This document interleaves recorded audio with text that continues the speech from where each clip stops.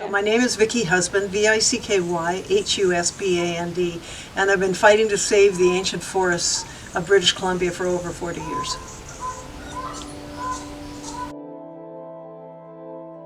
I was born in Victoria and I grew up by the ocean and had a really immersion in the natural world. But it came a bit later in my life when I realized that we were losing so much. And I spent quite a lot of time up in Clayoquot Sound and ended up fighting for Meares Island, which became was declared a tribal park. We've got good background. And in 1984, and I also was involved with what we then called Southmoresby up in Haida Gwaii, and now is Gwaii Haanas, the southern part.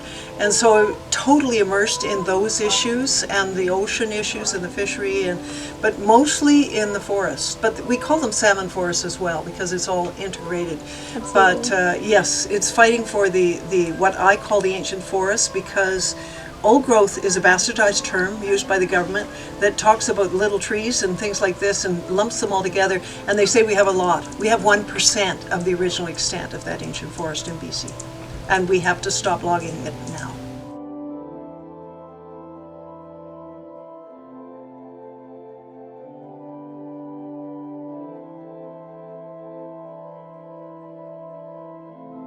Why is protecting these ancient forests important for you? Well, it's important because I've watched them disappear, and I can show you a couple of maps, which we don't need to do on the video, but we started mapping in '91 and showed how much had been lost on Vancouver Island, and sort of 54 to 90, and it caused an enormous ruckus because the government didn't actually have proper understanding of what was happening, and I have to say now they don't either. And they say, we have lots of time, we don't have to rush. Yes, we do have to rush, and that actual old growth panel report said that we need to defer these areas that they identified now, not wait. We can consult during that time, but they're delaying, and for me, delay is destruction, and I've watched it for many years. And we have no time left.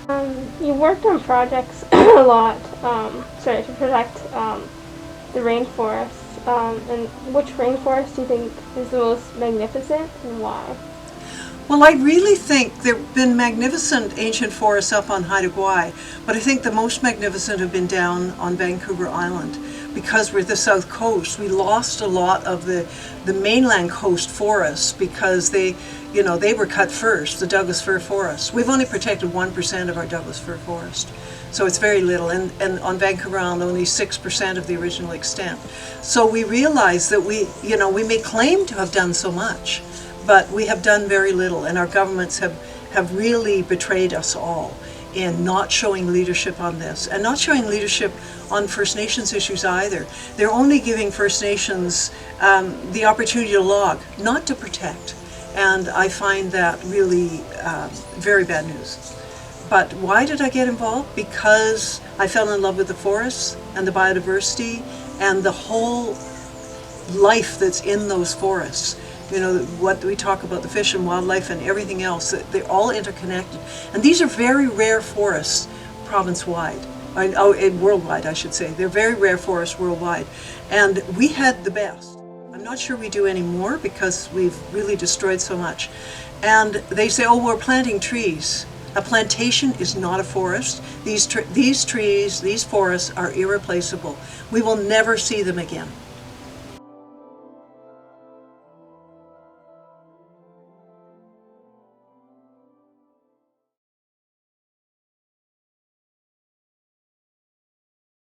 Okay. Working in the environmental community, what are some positive experiences you've had? Well, I've got very good friends and people, real experts that I always worked with. I wasn't a scientist, I wasn't a forester, I wasn't any of these people, but I worked with them and I learned from them. And one of them actually said to me, well, I tell you this complicated issue and it comes out your mouth and everybody can understand it. So that is the role that I think I've played, that you can make it interesting and for the public to understand, and for the news media in the old days. It's very difficult now because the mainstream press is owned by right-wing organizations, and they do not have investigative journalism anymore, and they tend to lean towards the timber companies or just repeat what the government's saying, and we know both of them are wrong. Have you ever experienced conflict within the environmental community, and how would you deal with it? Oh, there's always conflict. People are good at conflict. There are, and even at Fairy Creek right now, some in the Pachadat, the elected council, are saying we want the protesters to go, or the blockaders, I prefer, to go, and the ones who are trying to protect the forest, because we want to log it. But then Bill Jones, another elder whom I know well, he's spoken out and said, no, we want to protect it. And I fault the government because they are not giving other options to First Nations and their communities. And that is a major problem. They're saying, well, we will support you financially if you want to protect these forests. That is not an option. We'll only support you if you want to log.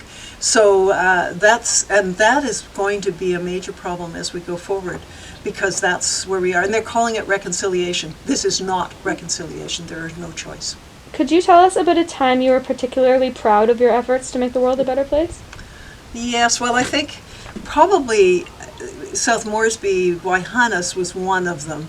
There was only a small band of us working on that. We're on the leadership kind of position on that issue.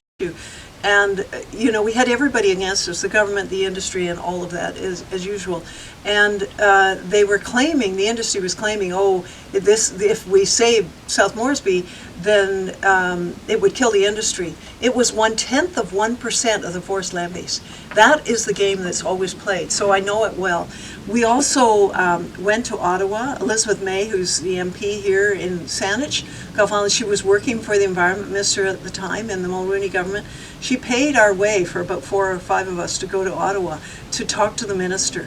And we knew the Speaker of the House, and Jim Fulton, who was an NDP member from Skeena, we knew very well. And so we went and lobbied in Ottawa. And we spent a lot of time in Ottawa because the BC government wasn't listening. But eventually we got Van der Zem on side. He was the premier at the time. But it was down to the wire. We didn't know until the last minute that it would really happen. It was pretty scary. All of us were exhausted, and then they had the lutas that Bill Reid had designed, I think, and they paddled the canoe up to Haida Gwaii and had a big feast, and we went and joined in on that. How were you able to get the premier on your side? How did the premier? There were many ways, but I just heard a new story, and with Prince Philip dying and all of that, 2 of the major leaders on the campaign were John Broadhead and Tom Hanley, often called Huck, and they met with Prince Philip, and they gave him the book that John Broadhead had really worked on, called Islands at the Edge, and a book about Bill Reid, and eventually, apparently, he spoke to Van der Zem about how important this area was. We don't know whether that made the bigger difference, but I had also given him a slideshow about the destruction of the forest in Clayoquot Sound.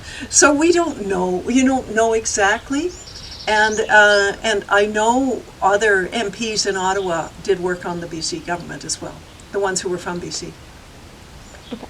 It took a while. It took a while because the forest minister was dreadful. His name was Mr. Waterland. We called him Mr. Wasteland. It's good nickname. If you were able to talk to Horgan one-on-one about logging, what would you tell him? Well, he used to be my MLA. I live in his riding, but I abandoned him over the Site C decision. We were reasonably good friends, and I've told him what I think. I haven't managed to talk to his face anymore, but he knows what I think. And I would say you're lying to the people of British Columbia. You're not showing leadership. You're never going to be forgotten for these mistakes that you have made. And Site C is one of them. It's a gargantuan mistake. It should never be built, and I don't think it can be built with the geotechnical issues on the shale. But destroying the last of our ancient forests, the last 1%, when you said in the election that you would put deferral on this last 1% of the forest, and you've gone back on your promise, and you're saying, oh, we need more time to log the last trees. That's how I see it. I would not mince words. Absolutely. Okay, are you optimistic or pessimistic for the future of these forests? And how do you imagine them? Well, I think I want to give a lot of credit to the people who've been there for 8 months in Fairy Creek. I think they're the spark that's lighting a much bigger bonfire. And I think that's really important. People are talking about the war in the woods again, and we're getting more press. And the fact with T.J. Watt's photographs, the before and after with the big trees, that's gone international. And there was a story in the Guardian newspaper, which is one of the few really good publications now on this issue. So I think that we are getting world attention, and we need that. Just attention in British Columbia isn't going to do it. It's always need the world is watching. So we're going to. Everybody's working in different ways, and I know I'm not on Twitter, but others are, and they're putting everything out there, and it's looking very shameful for this government. This is your future, and with the climate emergency right here, we're seeing trees dying. We're seeing red cedar trees dying from drought on Vancouver Island and where I live in the country. And it's changed. Our climate has changed. Look at the cold mornings. This shouldn't happen this time of year either. And we're seeing it in other parts of the world, and the change in the oceans and the melting ice in the Arctic. So it's here, and it is time to act, and the time to act is now. And that is, you save these ancient forests, you stop the sightsee, and you stop fracking. Those are the three things we should be doing in BC right now. There's no economics in any of them. We, the public, are subsidizing the forestry, the forest companies. People have said $1 million a day. We think it's closer to $10 million a day. That is not really known by the public. And we're certainly subsidizing what might be 16 or 20 billion for a dam that can't be built with Site C.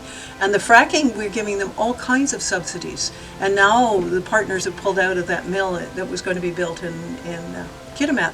So why are we following this wrong path? There's some blindness in the government that aren't looking at the whole public. But as somebody said, one on a political panel last week, sort of said they're a Labour government and they don't care about the environment. So we must change that course, and we haven't got much time. What's one thing that you would suggest to us to do as youth to help fight this fight? And what's something you would want to say to youth about this topic? Well, it's your future. It is your future. And look at Greta Thunberg. Look at the difference she has made in raising awareness. You can all raise awareness. Learn the issues. Having your facts right is really important. And using them, and you're all on social media. You know how to use social media better than I do. And Facebook and all of that, and there are a lot of petitions going around. Make sure you sign them, send them off to other people. But it's harder now because of COVID, but you can work with the internet and inform your friends. And we need everybody. And even just being an onlooker at Fairy Creek or something is something to look at. Not to stand on the line, and go out and see these forests for yourself. What is, according to you, the best way to educate the public, and how can we mobilize the public? It's much more difficult now because of the loss of the mainstream press. I used to be on TV every week. I used to, that happened, and I could always phone a reporter. I could get front page stories if there was a story, like we did with Blackfoot Sound and the arrests and all of that. And we used to have rallies at the legislature. And actually, the Fairy Creek people have been doing it, and the Forest March have been doing it carefully. But it isn't quite the same. So I guess it's social media, and from what I understand when talking to younger people, it's Facebook. You can use it very well. Ken Wu, in a short period of time, in his 2 years of the Endangered Ecosystems Alliance, he has 50,000 followers. What keeps you motivated to keep fighting for what's right, even when morale is very, very low? I think that I'm really lucky that I'm a more optimistic, hopeful person. That I don't give up. I don't give up. I'm going to keep fighting because it is what I really believe in. I know that we're going down the wrong road. And if we don't change our course, we'll end up where we're headed, and we don't want to run off the cliff. That's a simple way. And we need everybody who can to stand up and speak out, because they do eventually listen. They have to. So you keep the pressure on, but I think the more people are engaged, the more important it is. And you can build up your strength together.